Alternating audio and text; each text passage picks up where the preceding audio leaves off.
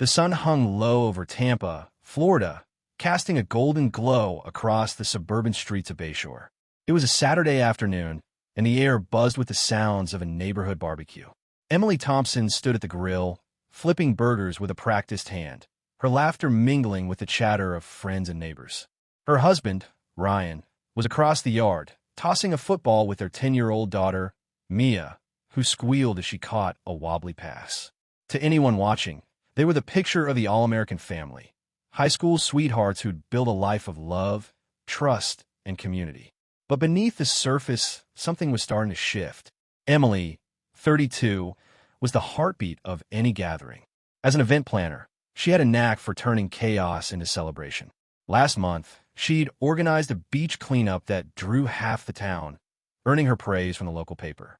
Ryan, 34, was her perfect counterpoint, a high school math teacher and volunteer baseball coach, known for his patience and quiet humor.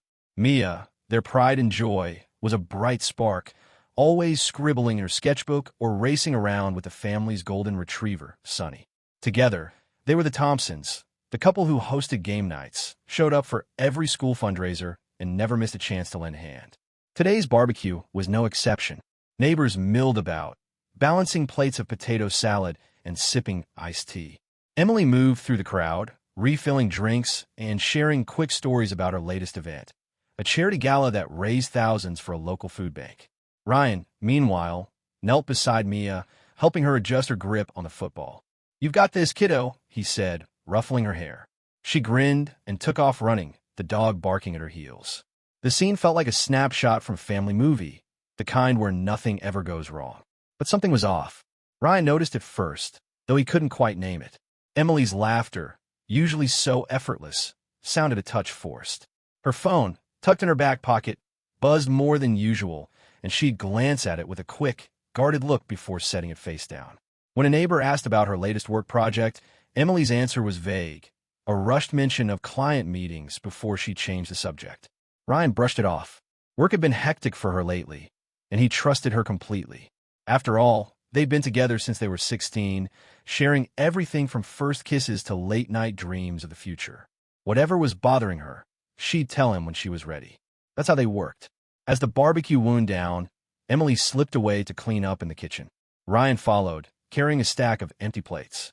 "Big turnout today," he said, setting them by the sink. "You outdid yourself." Emily flashed a smile, but it didn't reach her eyes. "Thanks, babe. Just glad everyone had fun." Her phone buzzed again, and she grabbed it, typing a quick reply before shoving it back in her pocket. Ryan raised an eyebrow. "Work stuff?" he asked, keeping his tone light. "Yeah, just a client," she said, turning to rinse a plate. The moment passed, but Ryan felt a flicker of unease. It was the third time this week she'd been glued to her phone, and her answers were starting to sound rehearsed. That night, after Mia was tucked in and the house was quiet, Ryan sat on the couch, scrolling through photos from the day. There was one of Emily, mid-laugh, her head thrown back as she held a spatula like a microphone. He smiled, but the unease lingered. He thought back to the past few weeks. Emily's late nights at the office, her sudden interest in team happy hours, the way she'd dodge questions about her day with a quick joke or a kiss. It wasn't like her to be so distant. They'd always been open, sharing everything from silly work gossip to big life plans. But lately, it felt like she was holding something back. The next morning, Ryan drove Mia to her art class at the community center. Emily had left early, citing a work brunch downtown. As Mia chatted about her latest drawing, a beach scene with Sunny chasing seagulls, Ryan's mind wandered. He replayed the moment at the barbecue, the way Emily's fingers tightened around her phone. He didn't want to snoop, but the nagging feeling grew stronger. When he got home, he opened their shared location app, a habit from years of coordinating busy schedules. Emily's, that wasn't at the downtown cafe she'd mentioned. It was at a hotel in Ybor City, a trendy district known for nightlife. His stomach twisted. Maybe it was a client meeting, he told himself. But why a hotel? Ryan didn't confront her. Instead, he started paying closer attention. Over the next week, Emily's excuses piled up: late-night strategy sessions, a team-building event that ran past midnight. Each time, her phone was a constant companion, buzzing with messages she'd answer in private. Ryan tried to talk to her, asking about work, offering to pick her up after her events. "I'm fine, Ree," she'd say, her smile tight. "Just swamped." But the more she deflected, the more Ryan's trust began to fray. He hated the thought of doubting her, but the signs were impossible to ignore. One evening, while Emily was at another work event, Ryan sat at his desk, staring at their wedding photo. They'd married at 22, right after college, on a breezy Tampa beach with their closest friends and family. Emily had promised to be his partner in everything, through late-night study sessions, job changes, and Mia's first steps. Now, that promise felt like a distant memory. He opened his laptop and searched for private investigators in Tampa. If Emily was hiding something, he needed to know, not for revenge, but for clarity. For Mia, for the life they'd built together. As Ryan sent an email to a local PI, Emily was across town, sipping a drink at a dimly lit bar. Ethan, her co-worker, leaned closer, his voice low and teasing. "You're glowing tonight," he said, his hand brushing hers. Emily laughed, a rush of adrenaline drowning out the guilt. For the first time in years, she felt like more than a wife or a mom. She felt like herself again, or at least a version of herself she hadn't known in a long time. But as the night wore on, her phone lit up with a text from Ryan. "Hope work's going okay. Love you." Her smile faltered. She typed a quick reply, "All good. Love you too," and set the phone down, her heart racing for all the wrong reasons. Ryan Thompson sat in his pickup truck outside Mia's baseball practice, the hum of the Tampa evening barely registering. His phone buzzed with a message from the private investigator he'd hired 3 days ago. "Got something. Meet me tomorrow, 9 a.m., coffee shop on Dale Mabry." Ryan's grip tightened on the steering wheel. For weeks, he'd been wrestling with doubt, piecing together Emily's late nights and vague excuses. The shared location app had shown her at hotels and bars, not the client meetings she claimed. He hadn't confronted her yet. He needed proof, not just suspicion, to face the woman he'd loved since high school. Emily, meanwhile, was across town at a rooftop bar in Ybor City. Ethan, her co-worker, leaned against the railing, his easy charm pulling her in. "You're different tonight," he said, handing her a drink. Emily smiled, the thrill of his attention washing away the weight of her routine life. At 32, she was a mother, a wife, a pillar of their Bayshore community. But with Ethan, she was just Emily, untethered from expectations. She ignored the faint pang of guilt as her phone lit up with a text from Mia. "Dad says good night. Love you." Emily replied quickly, "Love you too, sweetie," and pushed the phone away, diving back into Ethan's story about a recent work trip. Back at home, Ryan tucked Mia into bed, reading her a chapter from her favorite book about a girl detective. Mia's questions about Emily's absence, why's mom always working, hit hard. Ryan deflected with a smile, promising a family beach day soon. But as he closed her door, his resolve hardened. The investigator's message meant answers were coming, and he wasn't sure he was ready for them. He lay awake that night, replaying their 16 years together. First dates at Tampa Bay Lightning games, late-night talks about their dreams, the joy of Mia's birth. The thought of Emily betraying that history felt like a knife twisting in his chest. The next morning, Ryan met the investigator, a no-nonsense woman named Carla, at a bustling coffee shop. She slid a folder across the table. "Emily's been meeting Ethan Carter, a co-worker, regularly," Carla said, her voice matter of fact. "Hotels, bars, even a rented condo in St. Pete. I've got texts, credit card receipts, and photos." Ryan flipped through the evidence. A grainy shot of Emily and Ethan laughing outside a hotel, time-stamped text arranging meetups. His jaw clenched, but he stayed calm. "Anything else?" he asked. Carla hesitated. "Ethan's married, too. 2 kids. Seems like he's done this before." Ryan nodded, thanking her, and left with the folder tucked under his arm. He wasn't angry. Not yet. He just felt hollow. Emily, oblivious to Ryan's discovery, was caught in a spiral of her own. Her outings with Ethan had started innocently. A drink after work, a shared laugh over office drama. But the thrill of being seen as more than Ryan's wife, or Mia's mom, had pulled her deeper. Ethan's compliments, his lingering glances, made her feel alive in a way she hadn't in years. She'd set rules for herself. No staying overnight, no personal details, no emotional attachment. But Ethan was persistent, texting her at odd hours, pushing for more time together. Last night, he'd suggested a weekend getaway, and Emily had laughed it off, but the idea lingered, tempting her to cross another line. Over the next few days, Ryan watched Emily closely, searching for a sign she'd come clean. She didn't. Instead, she was brighter, more affectionate, as if overcompensating. At breakfast, she'd kiss Mia's forehead and joke with Ryan about his upcoming parent-teacher conferences, her phone never far from her hand. Ryan played along, but each smile felt like a betrayal. He started tracking her movements more deliberately, using the location app and cross-referencing it with Carla's findings. Wednesday night, Emily claimed she had a client dinner in Clearwater. The app showed her at a boutique hotel in downtown Tampa. Ryan's heart sank, but he didn't call her out. He needed to be sure, not just for himself, but for Mia. Meanwhile, Emily's double life was fraying her nerves. At work, she was distracted, missing deadlines she'd once nailed. Her boss noticed, pulling her aside to ask if everything was okay. Emily brushed it off, blaming stress, but the truth was heavier. Ethan's messages were relentless, flirty one moment, demanding the next. "When can I see you again?" He'd text during Mia's bedtime routine. Emily felt the walls closing in, torn between the rush of her secret and the guilt of lying to Ryan and Mia. She told herself she could stop any time, that this was just a phase, but each meeting with Ethan made it harder to pull away. Friday night, Ryan dropped Mia off at a sleepover and waited for Emily to leave for another work event. He followed her this time, parking discreetly outside a bar in Channelside. Through the window, he saw her with Ethan, their heads close, her laugh cutting through the crowd. Ryan didn't go inside. Instead, he drove home, the folder of evidence heavy on the passenger seat. He spent the night planning his next move, not out of spite, but to protect what was left of his family. He called a lawyer friend, asking about custody and divorce proceedings. "Don't do anything rash," the friend advised. "Get your ducks in a row." Ryan agreed, but the weight of Emily's betrayal was starting to shift into something sharper, more resolute. Emily, leaving the bar, felt Ethan's hand linger on her waist as they said goodbye. She smiled, but her mind was elsewhere. Ryan had been quieter lately, his questions about her schedule more pointed. Mia had asked again why she was gone so much. The excuses were wearing thin, and Emily knew it. As she drove home, her phone pinged with a message from Ethan. "You're mine this weekend, right?" She didn't reply. For the first time, the thrill was overshadowed by dread.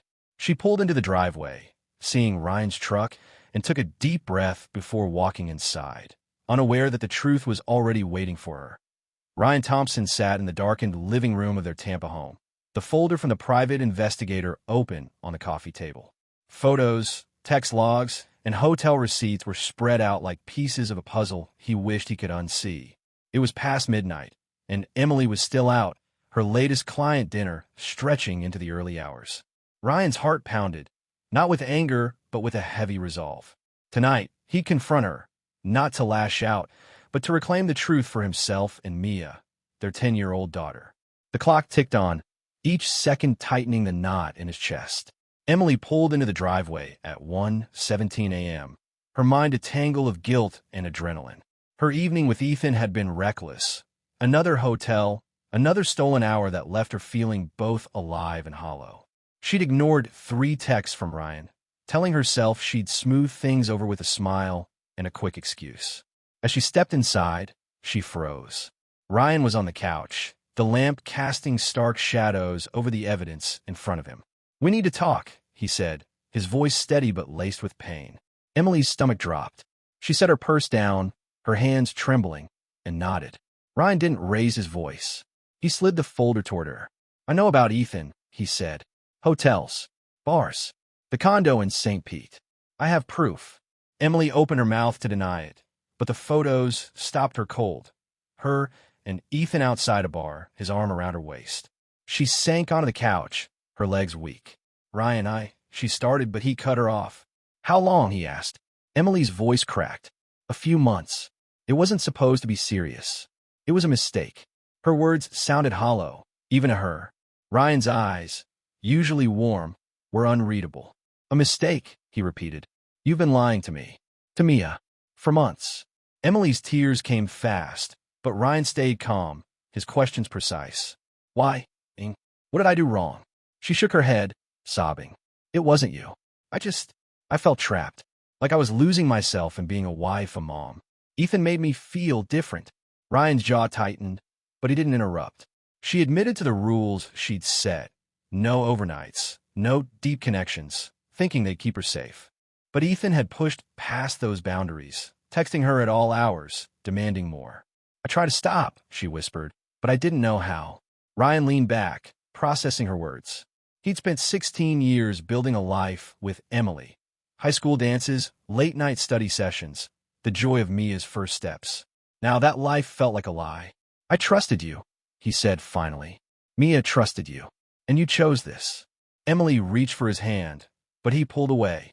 I need you to leave, he said. Not forever, but for now. For Mia's sake. She doesn't need to see us like this. Emily nodded, too overwhelmed to argue. She grabbed a bag, threw in a few essentials, and drove to a friend's condo, her sobs echoing in the empty car. The next morning, Ryan sat Mia down before school. Mom's staying with a friend for a bit, he said, keeping his tone even. Mia, perceptive beyond her years, frowned. Is it because she's always gone? Ryan hugged her tightly. We're figuring things out, kiddo. I'm here, okay? Mia nodded, but her eyes were distant. Ryan drove her to school, his mind racing. He called his lawyer friend again, scheduling a meeting to discuss custody and next steps. His focus was clear: protect Mia, no matter what. Emily, at her friend's condo, barely slept. The weight of Ryan's words crushed her.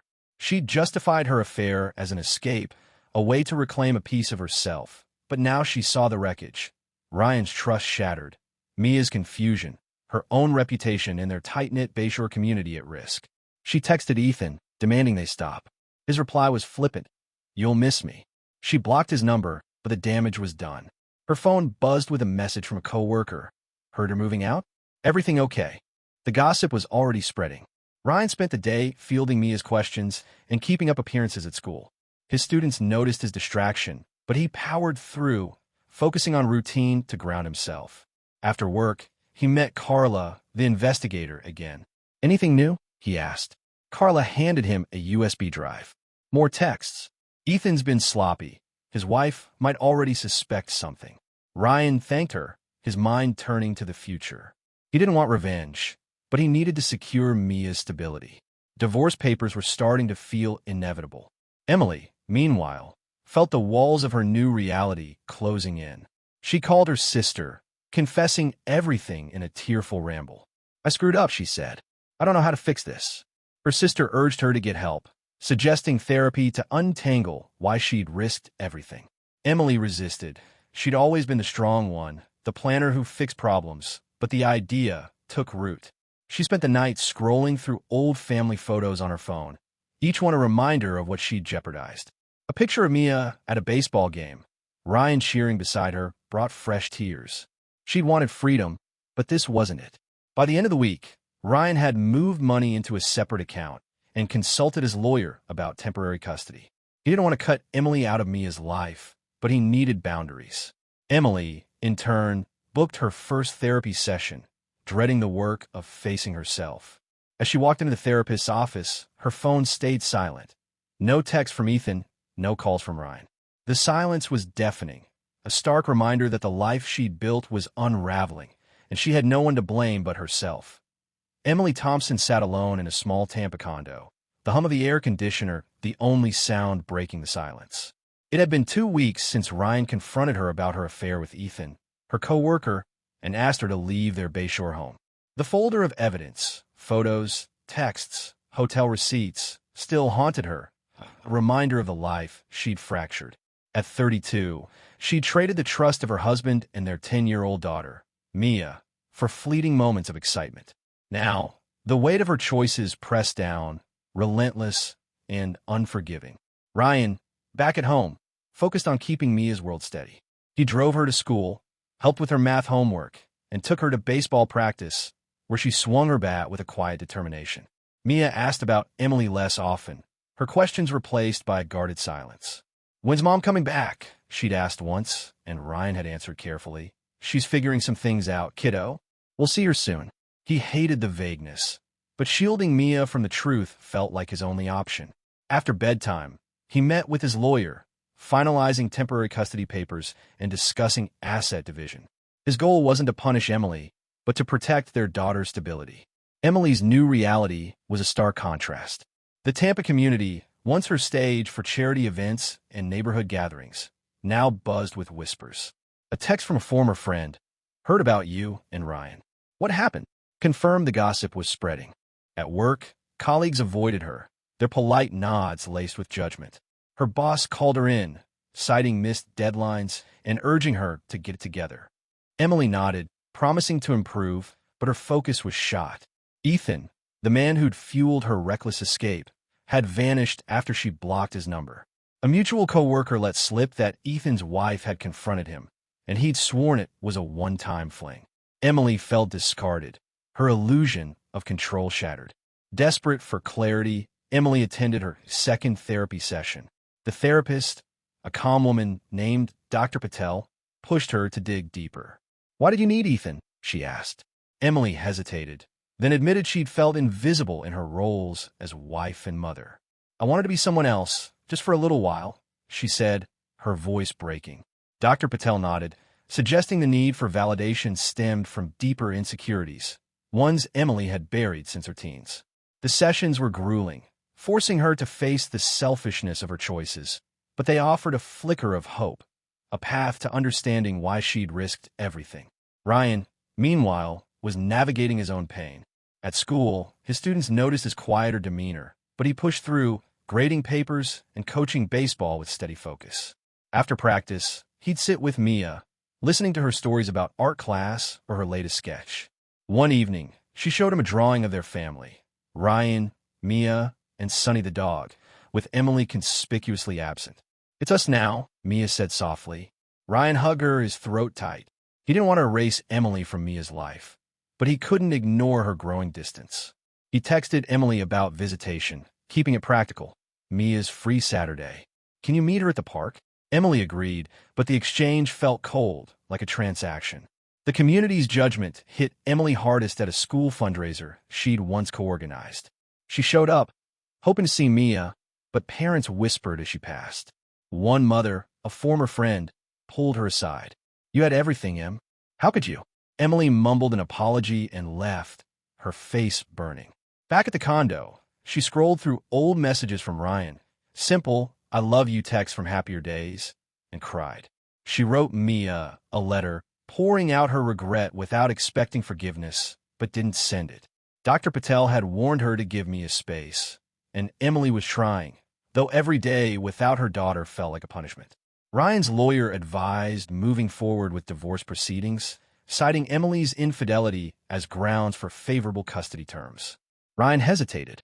He didn't want to destroy Emily, but he needed to prioritize Mia. He started attending a support group for single parents, where he met others navigating betrayal and loss. One man, a divorced dad, shared how he'd rebuilt his life by focusing on his kids and letting go of anger. "It's not about her anymore," he said. "It's about you and your daughter."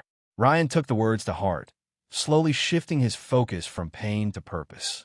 Emily's therapy sessions grew more intense. She admitted to Dr. Patel that she'd used Ethan to fill a void, chasing a version of herself she thought she'd lost. "I wasn't running from Ryan," she said. "I was running from me." Dr. Patel suggested volunteering as a way to reconnect with her values. Emily signed up at a Tampa Women's Crisis Center, helping organize support groups for women escaping toxic relationships. The work was small, sorting donations, scheduling speakers, but it gave her a sense of purpose she hadn't felt in months. For the first time, she saw a way to rebuild, not just for herself, but for others. On Saturday, Emily met Mia at the park. Ryan stayed nearby, watching from his truck. Mia was hesitant, clutching her sketchbook, but Emily kept it light, asking about her drawings and school. "I miss you," Emily said, her voice steady despite the ache. Mia nodded, but didn't reply, her eyes on the ground. When Ryan picked her up, Mia said, "Mom seems sad." Ryan didn't respond, but the observation lingered. He wondered if Emily was changing, but trust, once broken, wasn't easily mended. As weeks passed, Emily's isolation deepened, but her work at the crisis center became a lifeline. She met women whose stories mirrored her own, choices made in desperation, consequences that lingered. Ryan, meanwhile, leaned into his routine with Mia, finding solace in their quiet moments, watching her pitch at baseball, laughing over pizza nights. But Emily's absence was a constant shadow, and the divorce papers on his desk felt heavier each day. Both were moving forward, but the cost of Emily's betrayal was reshaping their lives in ways neither could have predicted. Ryan Thompson stood on the sidelines of Tampa baseball field, cheering as Mia, now 11, rounded the bases after a solid hit. The late afternoon sun cast long shadows, and the crowd's applause filled the air. It had been 6 months since he'd confronted Emily about her affair with Ethan, her co-worker, and asked her to leave their Bayshore home. The divorce papers were nearly finalized, and Ryan had settled into a new rhythm with Mia, focusing on her stability. But the ache of Emily's betrayal lingered, a quiet undercurrent in their daily life. Emily, living in a modest condo across town, was piecing herself back together. Therapy with Dr. Patel had forced her to confront the insecurities that drove her to Ethan, years of seeking validation outside herself, rooted in a fear of being unseen. She'd poured her energy into volunteering at a Tampa Women's Crisis Center, organizing support groups and fundraising events. The work didn't erase her guilt, but it gave her purpose. She hadn't spoken to Ethan since blocking him, and the gossip in their tight-knit community had faded, replaced by cautious distance from former friends. Ryan's life revolved around Mia. He coached her baseball team, helped with her science projects, and kept their evenings filled with pizza nights and movie marathons. Mia rarely mentioned Emily, but Ryan noticed her sketching family portraits again, sometimes including a faint outline of her mother. He'd arranged supervised visits at the park every other weekend, but Mia remained guarded, answering Emily's questions with one-word replies. Ryan didn't push her, trusting she'd open up when ready. His own healing came through a single-parent support group, where he'd learned to let go of anger for Mia's sake. "Forgive for yourself, not for them," a group member had said. Ryan was trying. Emily's therapy sessions had grown less painful, more clarifying. She admitted to Dr. Patel that her affair wasn't about love, but escape, a desperate grasp for a self she'd lost in her roles as wife and mother. "I broke everything," she said in one session, voice steady. "But I want to be someone Mia can respect again." Dr. Patel encouraged small, consistent steps, showing up for Mia without expectations, owning her mistakes without excuses. Emily wrote Mia another letter, this one shorter, focused on her love and regret. She mailed it, knowing Mia might not respond, but hoping it would plant a seed. One Saturday, Emily arrived at the park for their scheduled visit. Mia sat on a bench, sketchbook in hand, while Ryan watched from distance. Emily kept it light, asking about Mia's latest drawings, a beach scene with a lighthouse. "That's beautiful," Emily said, her voice soft. Mia glanced up, hesitant. "Thanks." For the first time, she didn't pull away when Emily sat closer. They talked about school, baseball, and Sunny the dog, avoiding heavier topics. As Mia left with Ryan, she turned back and waved. Emily's heart lifted, a small victory in a long battle. Ryan, driving Mia home, asked how it went. "It was okay," Mia said, then added, "She's trying, I guess." Ryan nodded, surprised by the softness in her tone. Later, he found Mia's letter from Emily on her desk, unfolded and read. He didn't pry, but it stirred something in him. At his support group, he shared the update, admitting he'd been holding onto resentment. "I don't want her back," he said, "but I want Mia to have a mom she can trust." The group leader suggested private forgiveness, not reconciliation, but releasing the pain. Ryan spent that night reflecting, writing a letter to Emily he never sent, forgiving her for his own peace. Emily's work at the crisis center grew. She led a workshop for women rebuilding after personal crises, sharing her story without self-pity. "I lost my family because I chased something that wasn't real," she told the group. "But you can start over." The women listened, some nodding, others tearing up. One approached her after, thanking her for the honesty. Emily felt a spark of redemption, not in erasing her past, but in using it to help others. She saved her earnings, hoping to fund a community program for single mothers, a goal that kept her grounded. The divorce finalized quietly, with Ryan retaining primary custody and Emily agreeing to fair visitation terms. Their communication stayed practical, limited to texts about Mia's schedule. At a school art show, they stood on opposite sides of the room, watching Mia present her lighthouse drawing. Their eyes met briefly, a nod of acknowledgement, but no words. Ryan saw the change in Emily. Less defensive, more present. But trust was a bridge too far. He focused on Mia, who beamed as her teacher praised her work. Months later, Mia asked to spend a weekend with Emily. Ryan agreed, setting clear boundaries. Emily planned a simple trip to Clearwater Beach, where they built sandcastles and ate ice cream. Mia laughed, a sound Emily hadn't heard in too long. "I'm still mad," Mia said as they packed up. "But I don't want to be forever." Emily nodded, tears held back. "I'll keep showing up," she promised. Mia didn't reply, but she hugged Emily before leaving, a small crack in the wall between them. Ryan watched Mia return, her smile brighter than usual. He didn't ask for details, letting her keep the moment private. At the next baseball game, he cheered louder, feeling lighter. Emily, back at the crisis center, secured a grant for her single mother's program, her first big win. She sent Ryan a text, thanking him for the weekend visit, and he replied, "Mia had fun. Keep it up." It wasn't reconciliation, but it was progress. Both were rebuilding, not together, but for Mia and themselves, finding healing and accountability in time.